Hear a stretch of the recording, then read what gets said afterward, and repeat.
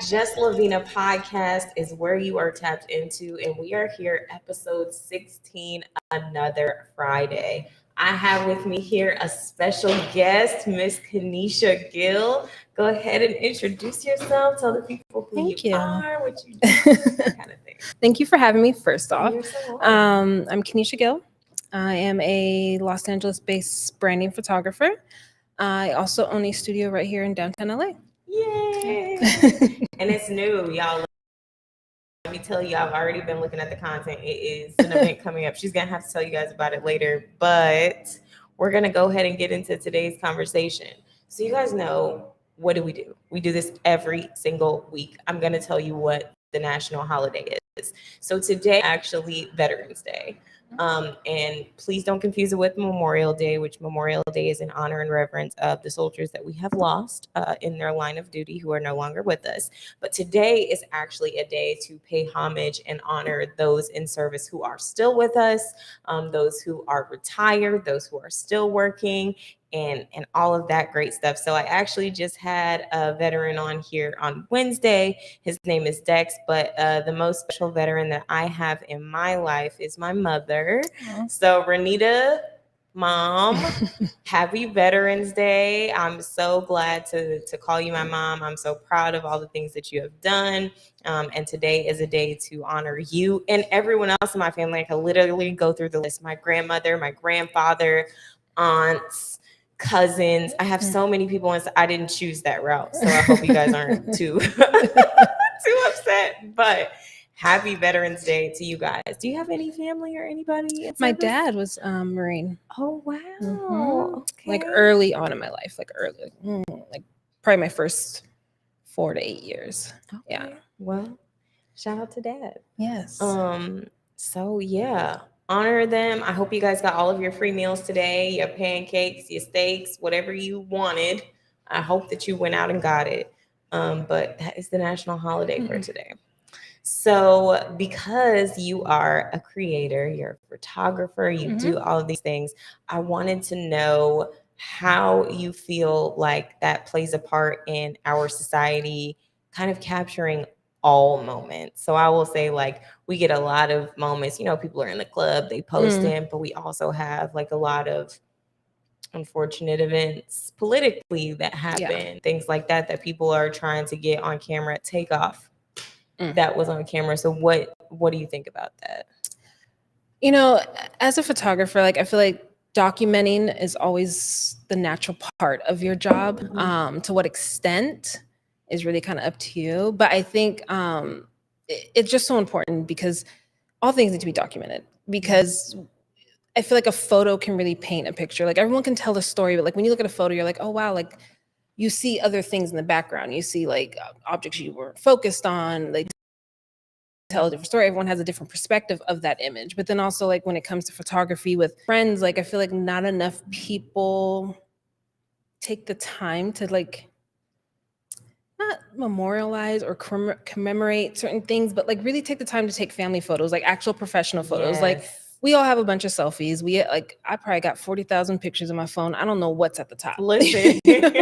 So I'm like, oh, don't scroll there, but for some reason I can't delete it. Yeah. But I feel like actually taking time to like book sessions and take family photos and have things on your wall again, like Yes.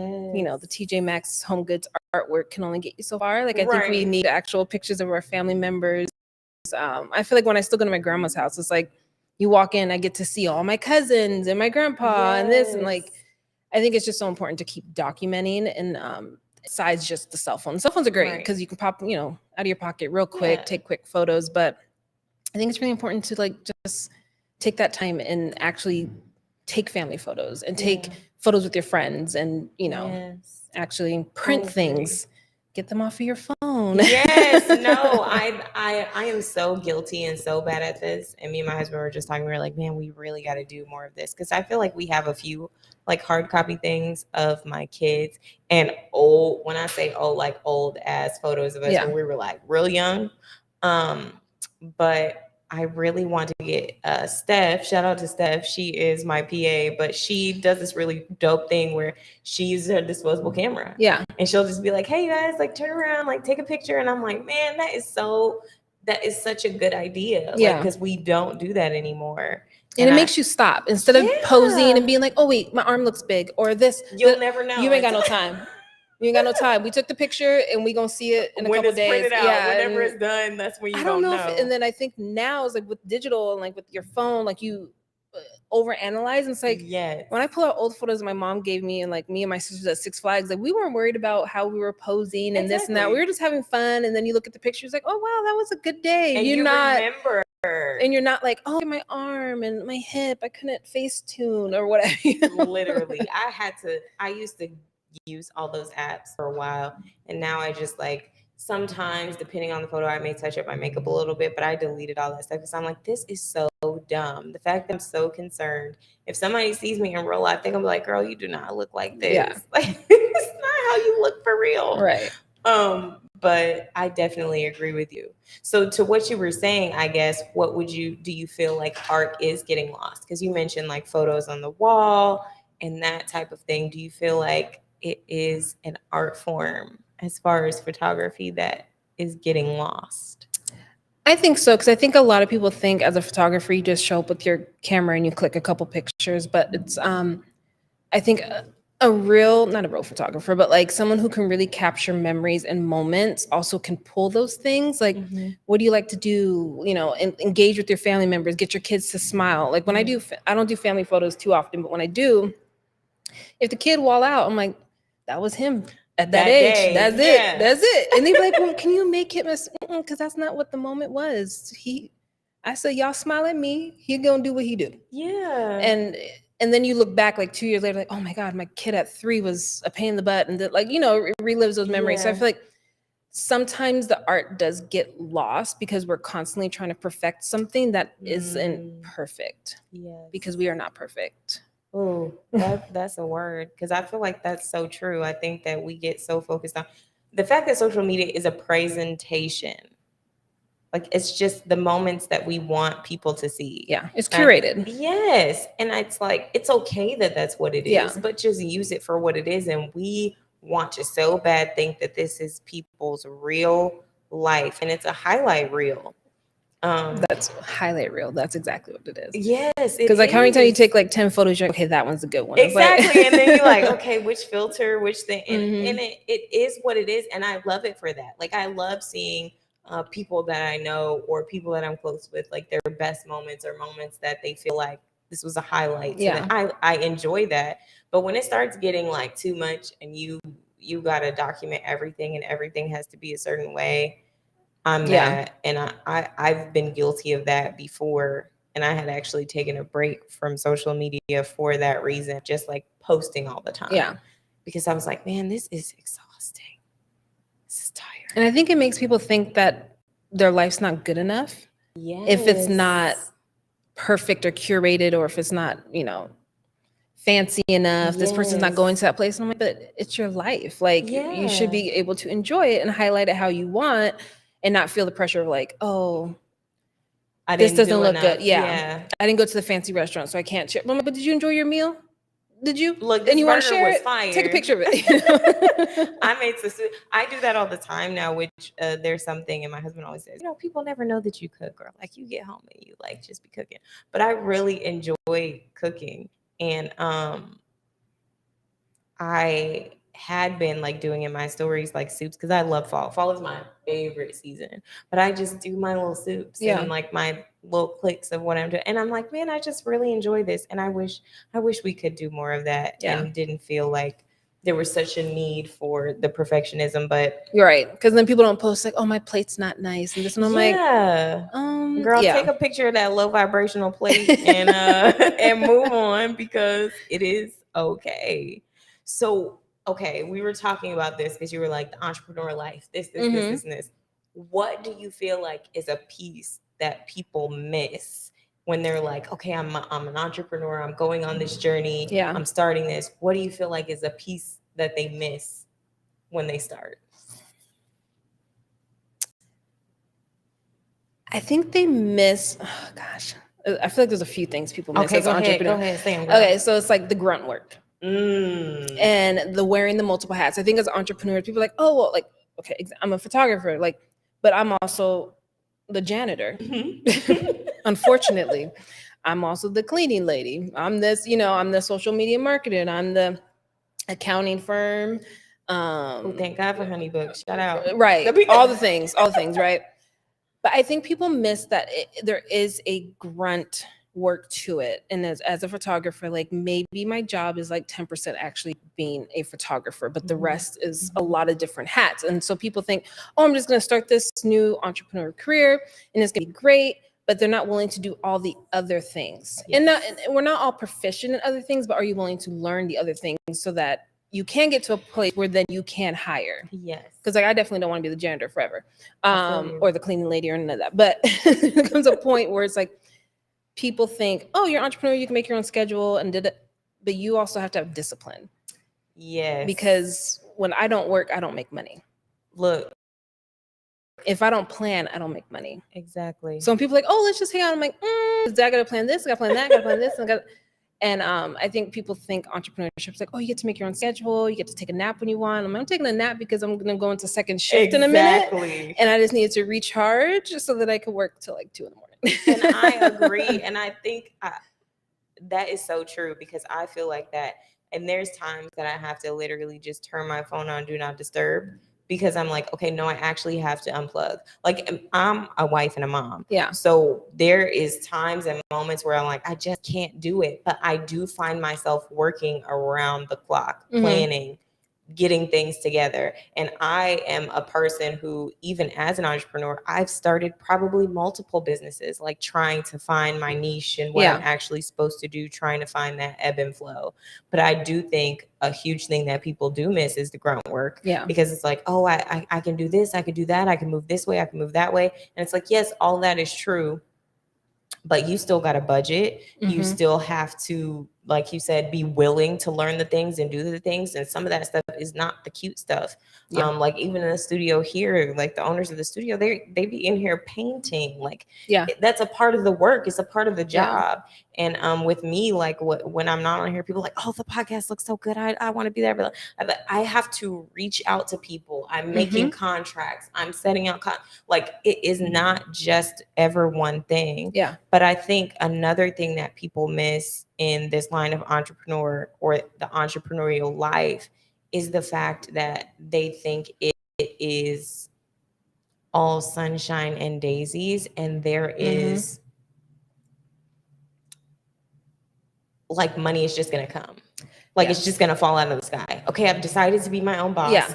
Now it's only me. No one gets in my way. I don't have to work for anybody. I don't have to answer to anybody. And so now the money is just going to flow. And it's like, you're like, flow from where? Exactly. Because I be on my knees praying. Like you really need to have thick skin, and you have to be ready to really take the journey for the moments of where you're not selling, where the product isn't going, where the money isn't there, and going through how you gonna get it to at least make sure the bills are paid. Yeah. And until you do get to the level that we hope to get to one day, that is just a truth. Like that's how it goes. We're still normal people. The only plus that I can say is that I don't have to answer to anybody. But that doesn't mean that it doesn't involve people, because I think that's also the flip side is people are like, well, I'm my own boss. I do my own thing. It's like, okay, but you're going to need people. Yeah. Like you're going to have to at some point involve other people in your journey or be involved in other people's journey. Because that's the other thing. I feel like you're here and this is a blessing because like you're a guest and this is going to help, the content is going to go forward. Now naturally, it's going to help you, but this collaboration only happens when two people are willing to be like, yeah, you doing this, I'm doing this, let's do something together. Right. I think also people forget like collaboration means like you equally have to join into something. Yes. And it's okay to team up and partner with people because that's the only way you're going to continue to grow. Yes. Like when I first started, I would just DM people like, hey, I'm a new photographer. I just picked up a camera. Are you willing to take on an assistant and train me? Yeah. Send. Exactly. Some people are like, I'll meet you for coffee. And I'm like, I know nothing, but I'm willing to learn and I'm a hard worker. Like, will you take me on? Right. And like people are like, oh, well, photography is my second career. I left a really great job to start over. So people are like, you shouldn't, be assisting and interning. I'm like, but I'm starting over. Like I'm okay with that. I'm okay with that. Yeah. I know I need to learn, but like everything's temporary. But I feel like people don't want to be the intern, the assistant, and grow. They just want to be like, I'm an entrepreneur, I'm a CEO. And I'm like, but you'll not do nothing. Exactly. So who are you leading? If we be out here blind leading the blind, talking about I'm doing, I agree, because I'm saying, like, I had a corporate job in healthcare, but I was so unhappy. Yeah. I was so unhappy. And then I've always been an actor, which is also what I do, but like I said, I got a family. Like, acting, when you starting out, that is not paying all the bills, especially for multiple people in a family. So it's like, okay, you got to put your big girl pants on and you got to do what you got to do. But then it did get to a point where, like, I'm not happy.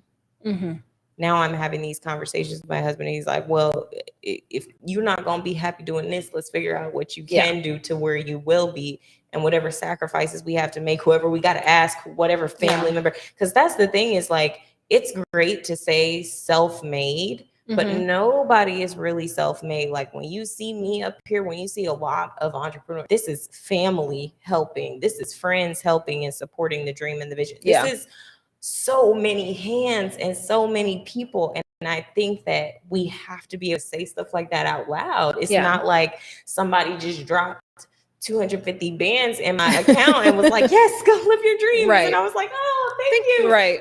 That's I wish. Look, I wish. But I'm waiting, Lord, if it be your will. I think we all have to. I think what stops a lot of people from being entrepreneurs is that they're not willing to make those sacrifices. And I'm like, they're temporary. They're all like, I know where I'm at now is not where I'm going to be tomorrow. Yeah. Well, shit, it shouldn't be. Look, yeah. So I feel like you have to be willing to take a little sacrifice and then continue to grow, and then set goals for yourself. Not just, I'm going to be an entrepreneur, I'm going to make this much. Okay, but if you're going from zero, are you really going to go to 150,000? Maybe not. But can you set yourself quarterly goals, or like sometimes weekly goals? Sometimes I'm like, I just want to finish these 5 things. There might be 10 things on my list, but like these 5 are my priority. And if I can get through these 5, God is good. Yes. Look, I can go another day. I can do the next 5 next week. But man, that's so true. I love it. I definitely agree. There's a lot there, a lot of gems. So since we're both women, do you feel like this part of our society where women are like, I'm a girl boss, I'm a boss babe, I'm this, I'm an entrepreneur, is it ruining our ability to have successful relationships? Significant other or platonic? I can only speak for myself. I think in the society now that a lot of women are, quote, boss babes or CEOs, I think it takes sometimes a special person to respect that type of relationship. But I also feel like who we are work-wise, I don't know if that is the same in me relationship-wise. Like, I don't want to say a boss babe, but I handle my things. I can get it done. I don't really tend to ask a lot of people for help. And so for me, it's like I will constantly keep going, keep figuring a way out, figuring to do things. But I don't like to do that in my relationship because it is a partnership. Like right now I'm a solopreneur. In a relationship, I ain't no solopreneurs. You know what I mean? Correct. So it's like I can't go into that. I feel like you need to turn work stuff off when you're in a relationship. Yeah. So that maybe it doesn't affect it. I think some people constantly are like, this is who I am and this is it. But I'm like, that's just a portion of who we are. So when you let that bleed into a relationship, I think that's where people have issues. Because I don't want to go home and boss my man around. Right. Like no point. And like that's just not how I personally want to do things. But if I'm working and I'm in charge, this is how things are going to go. Yeah. Because I'm in charge and I know there's an end goal. Yeah. I don't know if I need to do that at home or in my relationships. Like my man don't got no call time. You know what I mean? Like gotta be here at this time. Like But I do think some people don't split the difference, you know? Yeah. I think that you definitely have something there, because I would say I think that people assume this position of like boss lady boss chick, boss babe, baddie, whatever you want to call it, that they have to be that way across the board. And only if they can get a man that is this specific type in this specific way, then they'll understand why she has to be that way. And I was actually watching another podcast with Nico, and there was a young woman on there, and she was like, man, I was in a relationship and it was a good relationship, but he was really a boss and he was an entrepreneur. He was doing all these things. And I felt like I needed to be matching his energy. So then I started acting like how he was. And I was like, I'm doing my business. I'm doing this. I'm making money. And that relationship ended up not lasting for her.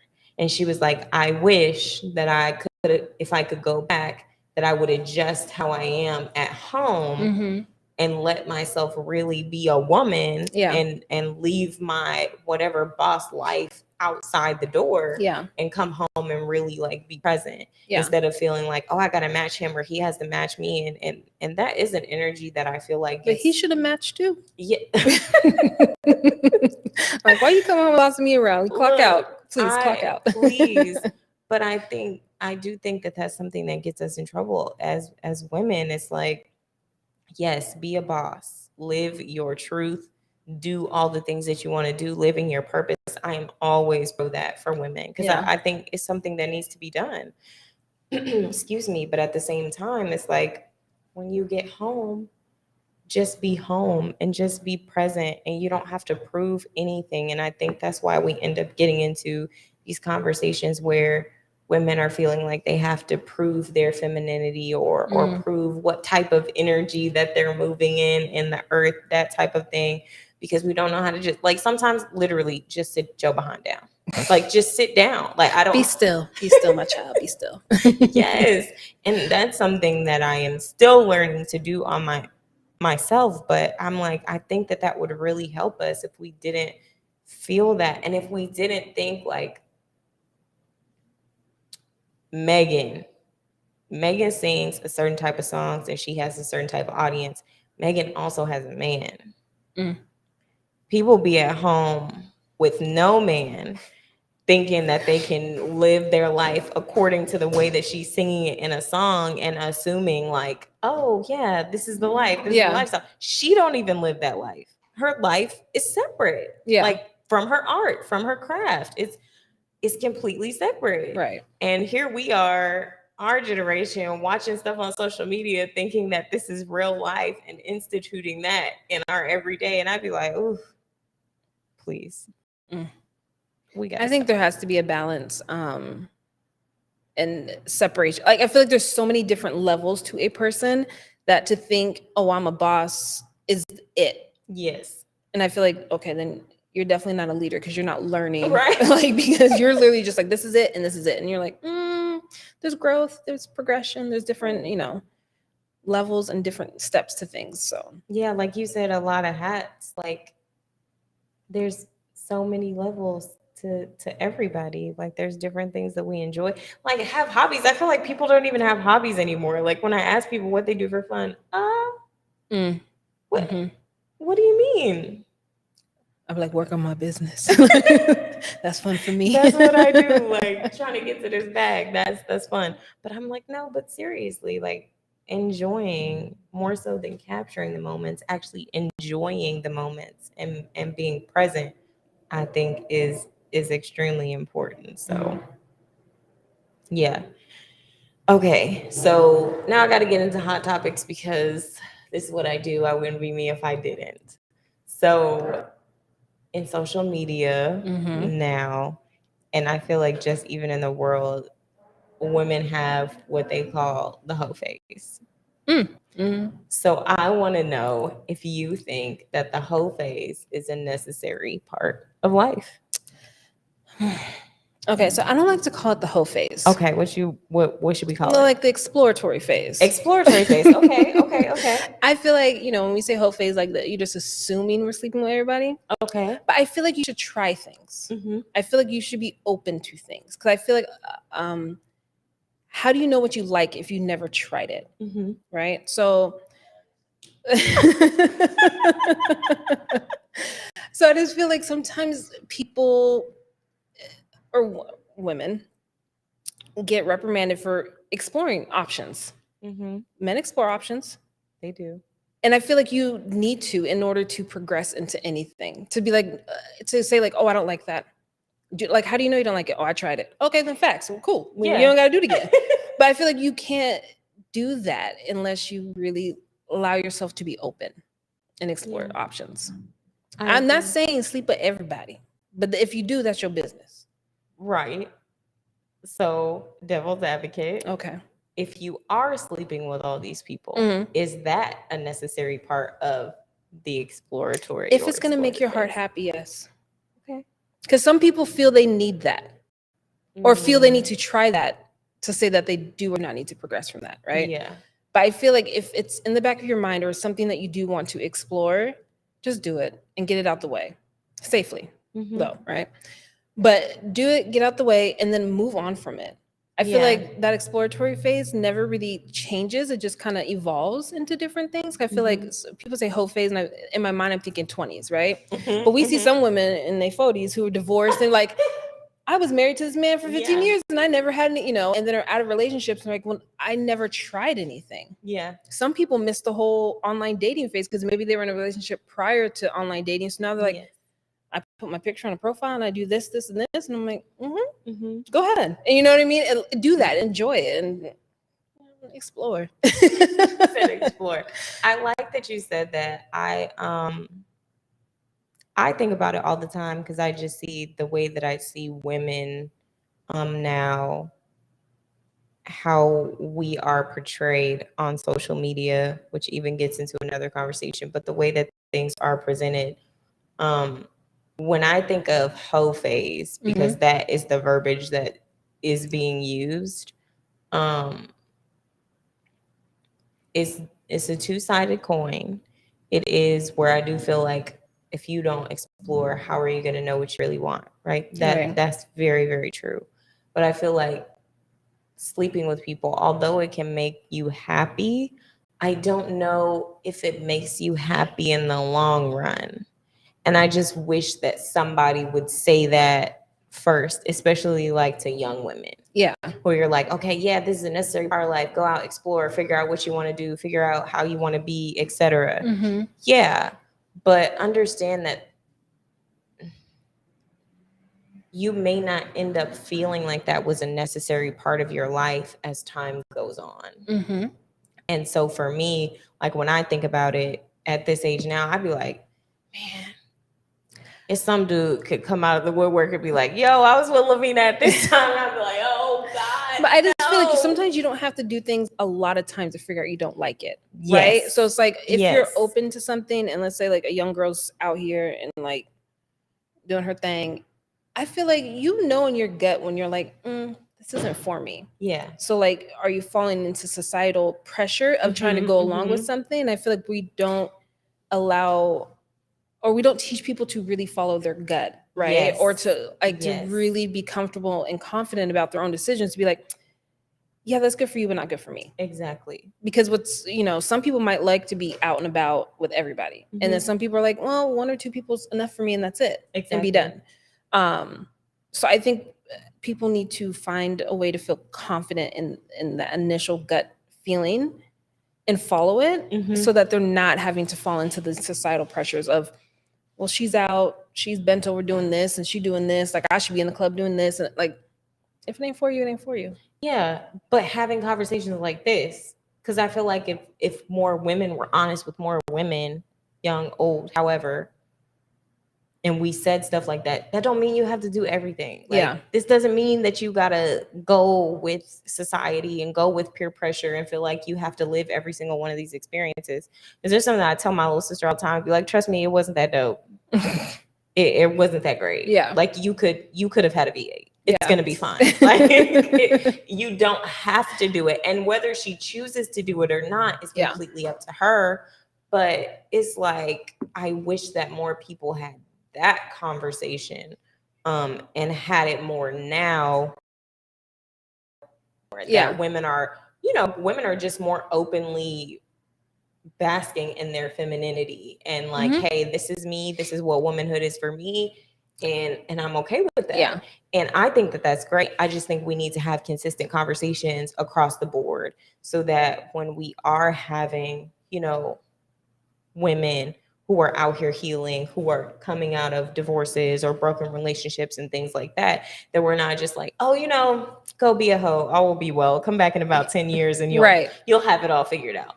No, like really, like let's have a real conversation. It is not that's not true. It's not a quick fix. You really have to see all the levels of it for it to be true. So I think what you said is really good, and I hope more women have that conversation from the standpoint of do what makes you happy in your heart, but know that you don't have to do everything to be happy in your heart, because like I'm saying, there may be a point in time where when you look back, that won't make you so happy in your heart. And there'll be nothing you can do about it at that point. Like you've already lived, you've already lived your life. But to make that adjustment, I think will be really good. And I'm always like, I love when people are putting me on game to different information or like letting me know things that I don't know.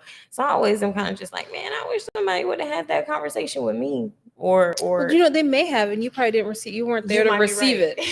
I have older sisters, and I feel like what they told me growing up, and like, I'm sure they told me not to do that, and I probably did it anyway because I wasn't in the position to receive whatever they were telling me. I was just like, I'm still gonna try it. Look, I'm still gonna do it. Yeah. No, you might be very right. You might be very right. I hope that you are. I'm gonna go home and be thinking about it. Just somebody have that conversation. My mom gonna be like, "Girl, I did right 3 times." I don't know. I'm doing my best. Okay, so I do want to talk about this thing that happened recently, to where Ulta is under a lot of fire. Okay, and they're under fire because Ulta has a podcast, and on this podcast, they decided that they were going to have a conversation about womanhood, and girlhood, and the joys of being a woman. Yeah. And in this episode of that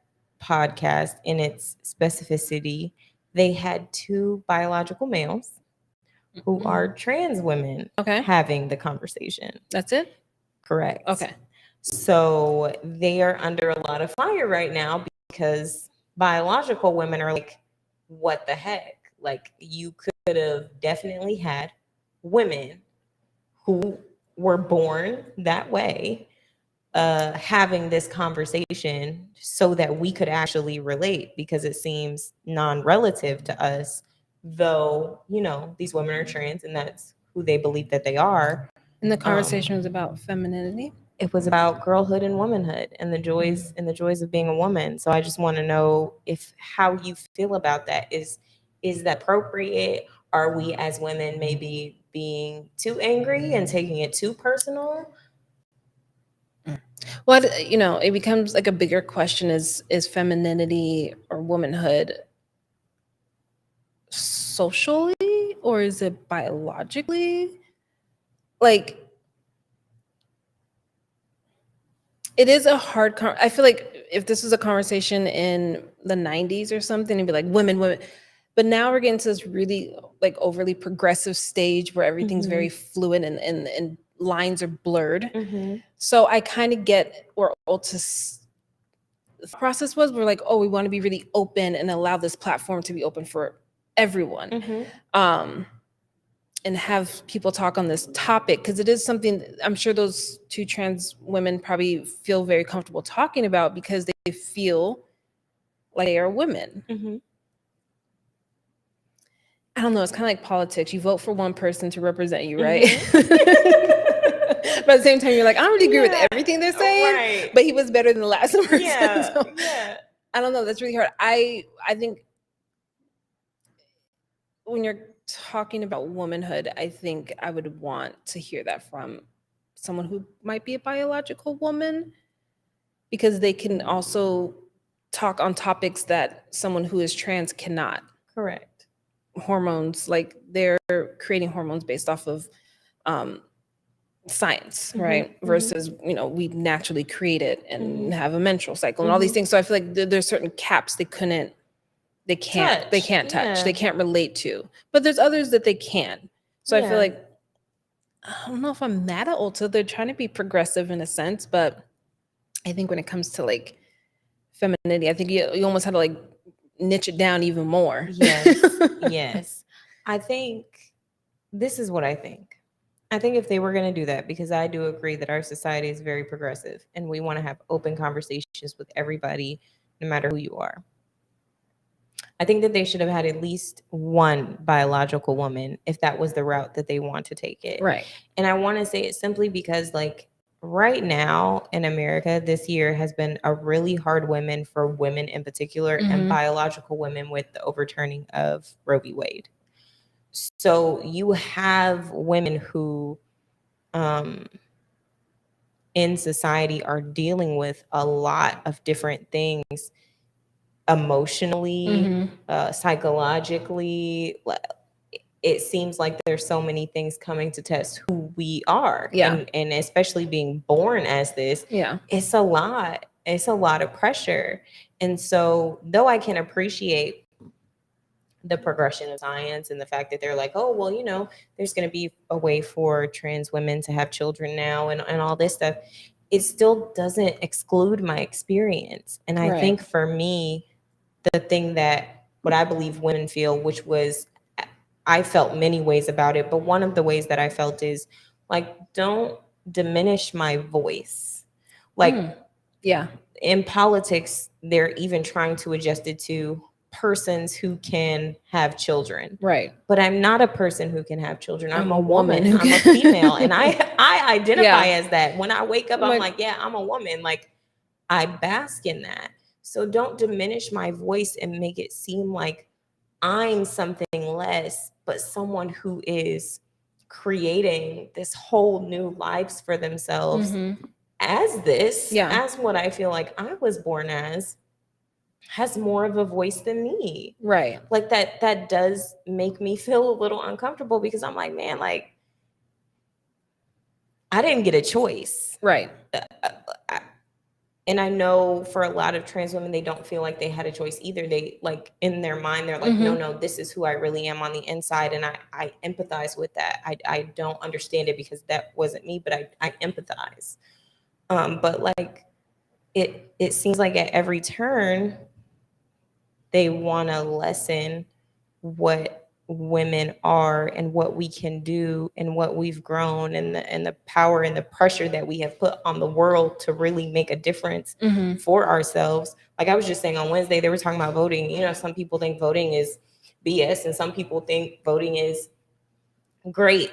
I fall somewhere in the middle, but I always use my right to vote. And I said this, I said, one, because I'm a woman and women never had the right to vote. Right. And two, because I'm a person of color and they also didn't have a right to vote. Right. So when I vote, I'm taking a stance on that. Whatever people decide to do with my vote, that is their business. That's what they do. But when I stand, that is what I'm standing on. And so I feel like if that's what they were going to do and they wanted to have a conversation about womanhood and girlhood and the joys of it, at least having one person who was biologically that way expressing so that everyone can feel included. Because to me as a woman, I still now feel excluded because I don't personally understand their experience. And I also, one of the people who was on this podcast, which I won't mention his name because he's gotten more than enough clout from this conversation, he's been transitioning recently over this past year. So it hasn't been a year yet.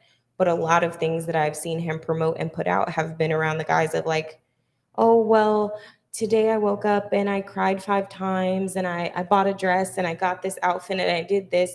And that is his expression of womanhood. Now, though that's his experience, that's not how I feel like I wake up and what I do every day. Like me being a woman is not based on simply what I wear or what I cried about that day or anything like that. And so I think that has to be taken in consideration. I'm interested to see how Ulta comes back from it. Yeah. Because they got, like, when I say women was upset, they're upset. How did I miss that? I want to go back and look at. I want to go back and look for it. Yeah, like they are just really angry, but you know, it's just kind of one of those things. Like you hope for the best, but I hope in the future that people understand that you can't, to lift someone up, you don't have to tear someone else down. Right. And not saying that they were tearing down biological women specifically. I think it almost becomes like you have to re-niche it. Like what was the, I always wonder, like, what was the headliner? Like, what was the topic conversation? But is there a way that we could have worded it less vague so that it's like, oh, the conversation on femininity by trans women? Then I would have been like, okay, that's an interesting topic. Versus this, talk femininity. And then you're like, hey, we're not, Yeah, I'm trying to relate and I just can't. And maybe this wasn't for me. But if you're calling it womanhood, then you're saying it's for me because I'm saying I'm a woman too. Right. So it's like, it's a balancing act. So I'm definitely interested in how that's going to change. But anyways, in the backlash of that, as we wrap up, what is one thing that you feel like women can do to institute a feeling of sisterhood into their everyday lives? A feeling of sisterhood in their everyday lives. Mm-hmm. I think it comes back to like community and collaboration and actual support. I feel like sometimes I would say LA, right? Like we support, but on contingencies of like what we get from those things in order to support. And I feel like, I don't know if it's a maturity thing or what, but it's like, it comes to a point where like you have to just be willing to support something because you enjoy it or enjoy that person and be okay with it. I just want to support without anything from it. Yeah. I think that's how you kind of build a better community. It's like you actually genuinely, like for me, like I genuinely want to see my clients do well. You know what I mean? Like, so I follow their business, I follow what they do. And like, I genuinely want to see them do well because I love entrepreneurship and I know the struggle of it. Yes. So that's where I want to support. But it's like, I don't have to, like, it should be something that you naturally want to do in order to be a community. And then some people that ain't it. That's not for them. That's true. That's true. I feel like one thing that we can do each day to institute sisterhood is, even if it's just one person, make that call or send that text. It doesn't have to be like 30 minutes or an hour or anything like that. But I literally think like there's sometimes I'm just sending a text to my friends and I'm just like, hey, I just want to let you know I'm thinking about you. Like, I know we're all busy, but I'm thinking about you. Or, hey, I remember the last time we talked, this is what we were talking about. How are you doing with that? I know we haven't talked in a while, but how are we doing with that? And just genuinely checking in and letting that be okay. And letting that be enough. Like, especially for somebody like you who are like, I am doing 1,000,001 things right now, but I want you to know you're still a part of my 1,000,001 things. And I care about what you're doing. But I think sometimes we just get so busy that we don't even ask the question. And then we go to this place of, well, they haven't reached out to me. So. Or they'd be like, what is it? Copying that energy, or what is it? What is match that energy? You're matching that energy. And it's like, it's funny because like I'm in this cohort, this mastermind. It's like a entrepreneurship. And one of my classmates texted me on Monday and I was like in the middle of my studio, like cleaning, opening a box. And she just sent a message like, hey, I'm thinking about you. I'm praying your opening goes well. And I'm just so proud of you. And I was like, that's like, I haven't talked to her all week or whatever. And I'm like, wow, that really just brightened up my day. Like, thank you. Like I was just in here just sweating by myself. And just to know that someone, even we didn't like carry on a long conversation after that, but just getting that text, and I was like, oh, thank you. Yeah. I appreciate that. And sometimes you think about things like when you're driving, like, oh, I should check in with this person. Just do it then. Yes. Stop putting it on the to-do list because then you never do it. Versus being like, hey girl, how are you? I was literally driving and thinking about you, just checking in. Yeah. Yes, I agree. I definitely think those are really good things that we can do to institute sisterhood in our lives every day, because I feel like it's something that needed. I always feel like friendship and companionship are important for our progression in life. Right.